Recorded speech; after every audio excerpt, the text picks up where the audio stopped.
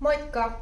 Mä oon Suvi-Eevi Karhu ja mä pääsin osallistumaan tämmöiseen Apuraha-akatemian maksuttomaan sparraukseen.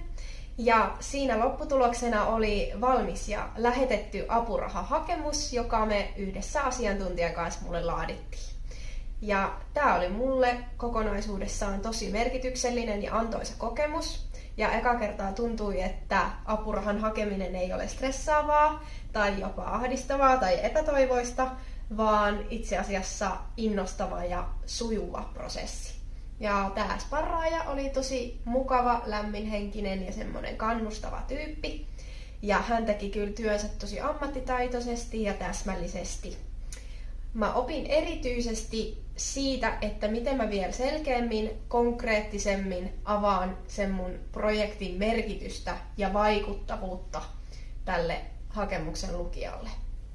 Ja sitten ennen kaikkea sain itseluottamusta ja uskoa siihen, että nämä mun projektit on semmosia, mihin oikeasti kannattaa hakea rahoitusta ja jotka ansaitsee tulla toteutetuiksi.